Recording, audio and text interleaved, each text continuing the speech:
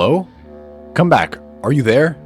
I repeat, Lunar Base Alpha, are you there? Sir, that can't really be right, right? I don't know. Warning, breach detected. Damn it! Hey guys, welcome back. In today's video, we're going to be taking a look at a scenario where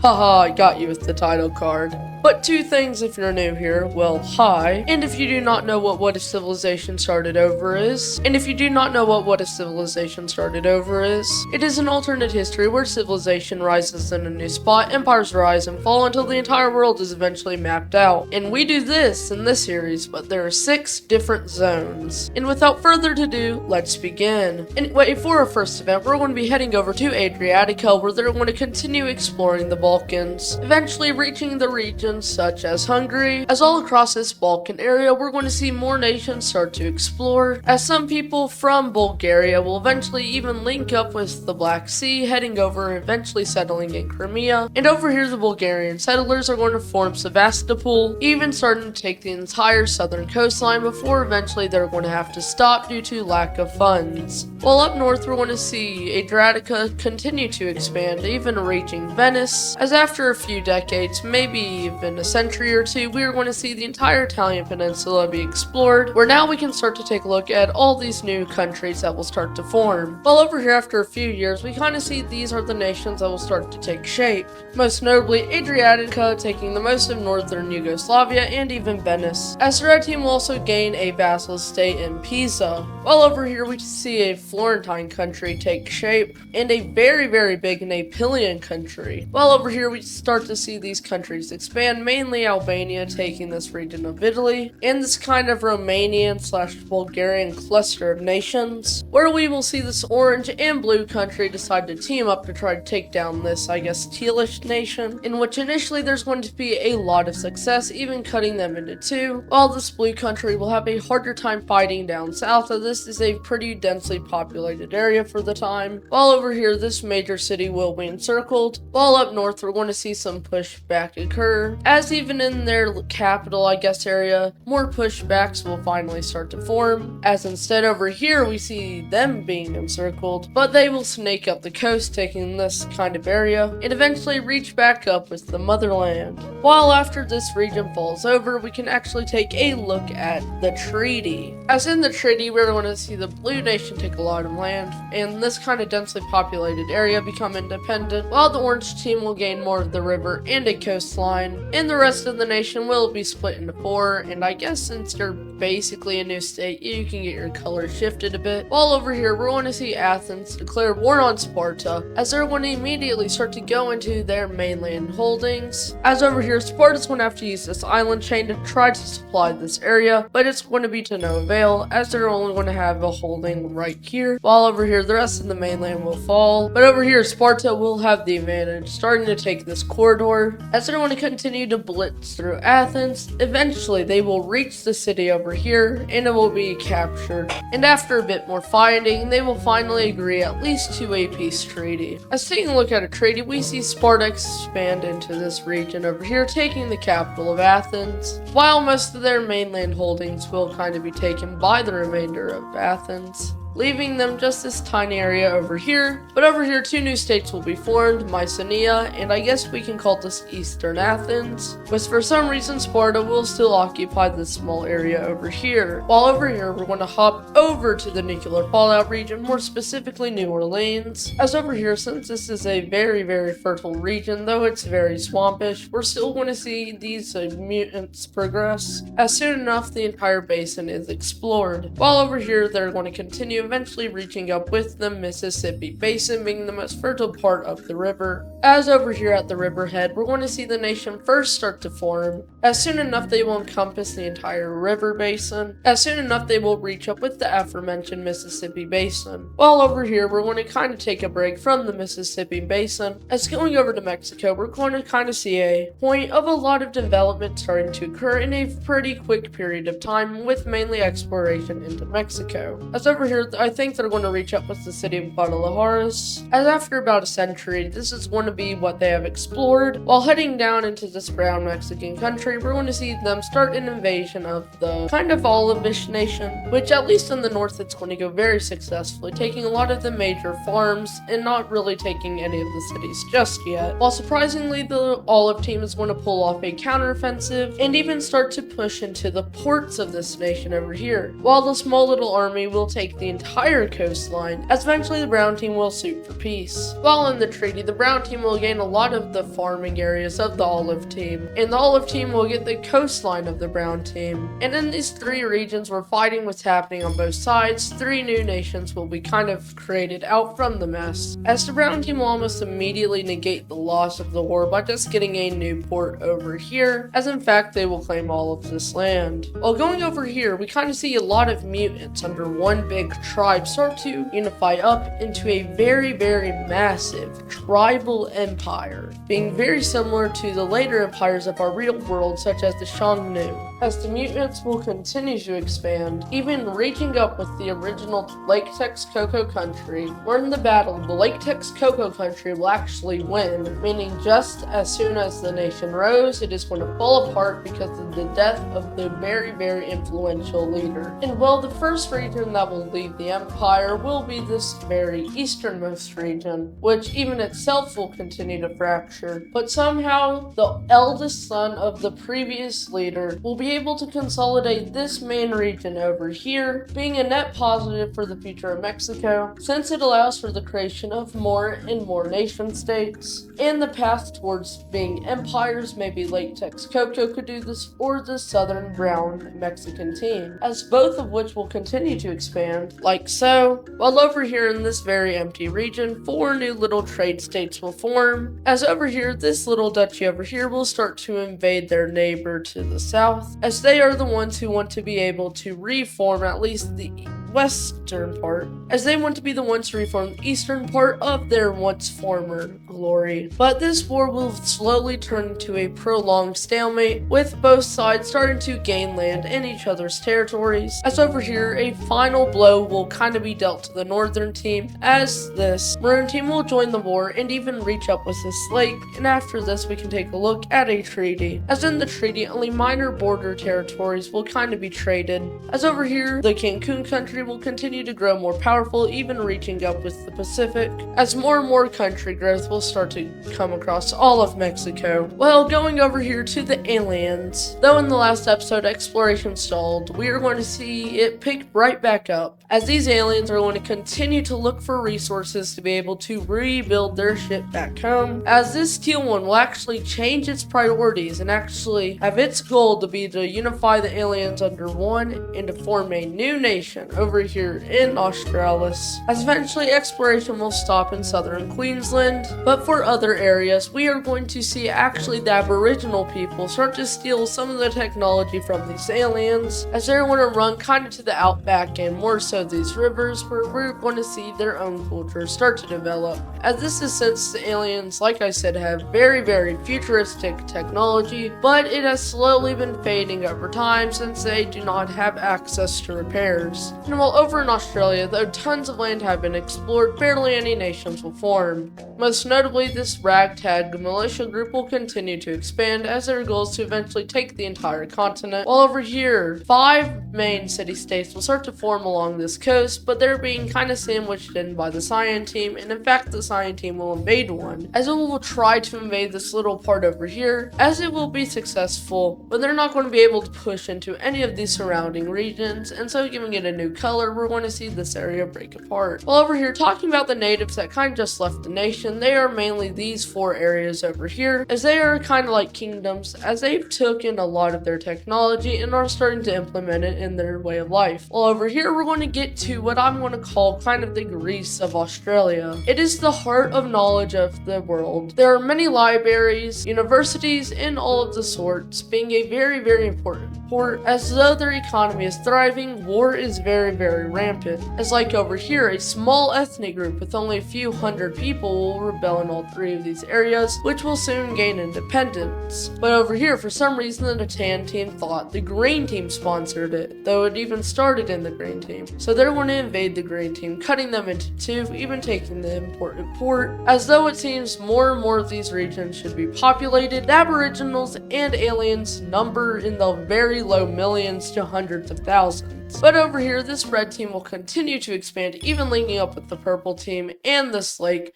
finally forming a trade route to the Greece of Australia, while over here a new trading outpost will be established, which will eventually grow into a duchy, and after that a kingdom. But over here, going to the ragtag militia, they're going to try to invade the main alien colony. And since this main alien colony numbers like 10 times more than this part, it's going to be very, very slow. And since they were the ones who actually raised a new army, we are going to see them start to invade the Cyan team. And so they're going to reach up with this river, continue to see success, as like this area occupied in green has like 90% of their population. And so after maybe a few more months of fighting, we're going to finally see them agree to peace, which will look something like this, with the Cyan alien team losing a majority of their population, but gaining a lot of people down here, and a new city-state will be created. While over here, the main military, which broke apart last episode, are going to continue to expand, as they hope to find other signs of wreckages of the mothership, since this was only an incomplete part of the mothership. But they're going to find little to no evidence besides one thing: very, very high cadmium levels over here, which is used for an emergency power supply in their batteries of the mothership. And from here, the main alien colony is actually going to make an outpost where these cadmium levels are very high to investigate the area and see if this is natural or is a sign of the mothership being fairly close. And for one of our last events in Australia, on today's episode, we're going to see this lavender team kind of start to form their own nation over here in some of the most northern known regions. But once again, they're also going to find an area with extremely high cadmium levels, being even higher than the main colony over here. And since the main alien team is so far away, they're not going to be able to set up an outpost, meaning the lavender team is able to claim it without much opposition. As lastly, a few aboriginals with the new technology will start to form their own nation along these two lakes. Well, next we're going to hop over back to the zombies. As in the last episode, we saw a lot of these farming communities start to pop up all around the Cape, as we will continue to see these develop, as after a while we're going to see two main spots of farming start to pop up. This one exactly on the Cape of Good Hope, in this big river settlement, where we are going to continue to see these zombies continue to evolve, as finally we are going to see the first zombie nation appear, like so, but still being very, very small. While over here we're going to see less advanced settlement pop up, still being classified as a civilization. As hopping over here, I've kind of neglected the upper region of the zombies, where we have seen the most advanced zombies probably start to evolve over here, being right near the ancient kingdom of the Congo. And over here, you may be wondering if it took a very long while for sub-Saharan Africa to develop civilization, because especially of the lack of farm animals and animals for navigation. You would be correct, but these zombies are very, very fast. If you have one kind of as a runner, it can exceed speeds of up to 18 miles an hour for 2 hours straight, making these some of the best modes of transportation in the world. As over here, this will be the kingdom of the Congo that will start to form. While over here, we are going to continue to see these zombies link up, as this nation over here will start to send a lot of these runner zombies out, as they're going to start to link up with more random pockets of zombies. As over here, the two main groups will finally link up over here, where we will see something very, very alarming occur. Since zombies are one big horde, we are going to see the two settlements come together, as the zombie horde will start to make new settlements and grow existing settlements, truly demonstrating the social intelligence of these zombies, which could help them in a battle against the fragmented humans. While we're going to be hopping over to the Zephyr Chico civilization, where we are going to see these kind of dumb but wealthy alien species continue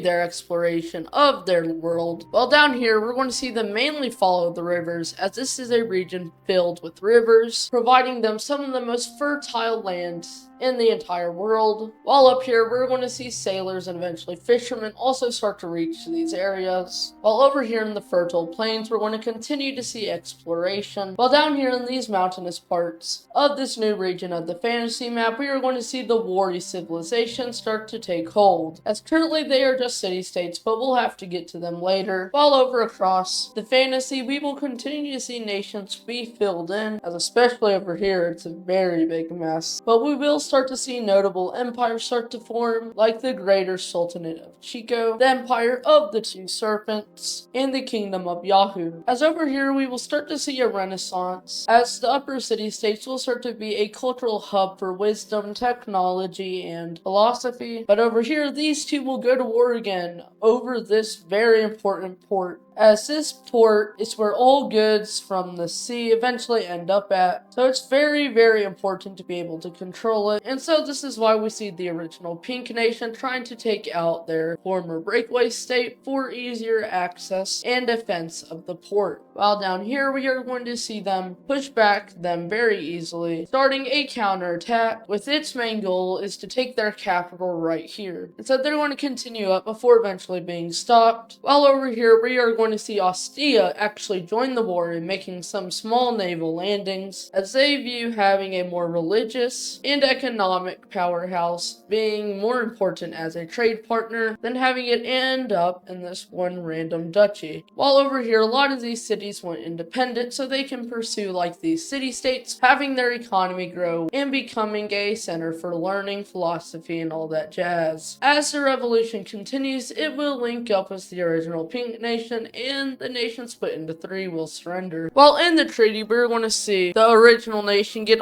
a lot of land, mainly the port, and for some reason a lot of these outposts, while we see Ostia get a lot of these random ports, and most importantly, basically all of these cities become independent to try to replicate these few nations up here. But it won't work so well because immediately to war we go, with this nation being immediately wiped out the map. While over here, the Sultanate of Chico will continue to grow. While over here, Ostia will try to race to this river and eventually this ocean, as they want to control basically all the trade in the world, setting up outposts on this river, taxing this nation like 3 times whenever they try to use it, forcing them to eventually go up. While over here, this nation has a very, very important metal of tin, which is used to make bronze. And so you want to find a way to get to this nation without going through a lot of these trade empires. And so kind of like the Portuguese, they're going to start to send tons of ships all around the continent, though they will be relatively unsuccessful. This will eventually start to pave the way for eventual voyages that will travel across the South Atlantic. While in the eventual division of this land, we see these two nations get the bulk of it, and this yellow nation get a tiny little colony over here. As now I think this has went from the least interesting region all the way to one of the most interesting. But in my opinion, I still think the aliens are very interesting. I just really like these borders. Next, we're going to hop back over to the Mississippi Delta, where we are going to continue to see these aliens explore more of the river valley, eventually seeing where these 3 rivers diverge. While over here, they're going to find a lot of rugged swamp, which will be very, very challenging to go across. While over here, we're going to see them finally reach some of the deserts. As if you're kind of paying attention to the series, you can kind of see that this is a play on one of the very important ancient civilizations of our world, and the nation with their new massive population will take these 2 massive swaths of territory, becoming barely the largest nation on Earth, barely surpassing Adriatica, but having the biggest population by far. While over here, 3 small little city-states will form, as once again, we're going to be hopping over to the main region, which I'm just going to start referring to humanity, as it's really the only true humans. I guess you could call the mutants real humans, and I guess also the Aboriginals.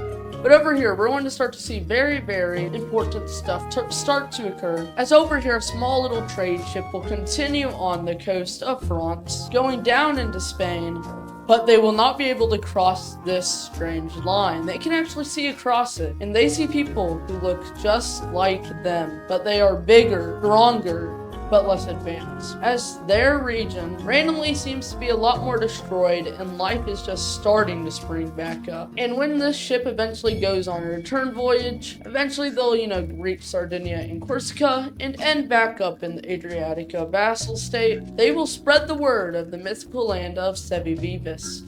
Eventually, a Florentine ship will eventually take part, as the king himself will see the border and try to step across, but there seems to be something keeping them both in and out of each other's worlds. But over here, we're going to see the Congo try to cross the line, and they will be extremely unsuccessful, as they can also not cross it. While up here, we're going to see a ship also try to cross the line. They will describe seeing an island that is perfectly straight, but they will also not be able to cross it, as another expedition up here will also show the same results. But I think this is where we're going to end it. Please consider liking and subscribing, as it means a ton, as we're almost at 1.2k. And here's the goal. Since this is a passion project I've really been wanting to pursue, I will try to get episode 2 out before Sunday if we can hit 1,000 views and 40 likes. Last episode, you blew it out of the water. I really hope we can do it for this one, as it means a ton and it shows you guys actually care about this video. And without further ado, bye-bye. Forgot to say this, but please join the Discord in the description, as this is where we will start to get voice actors.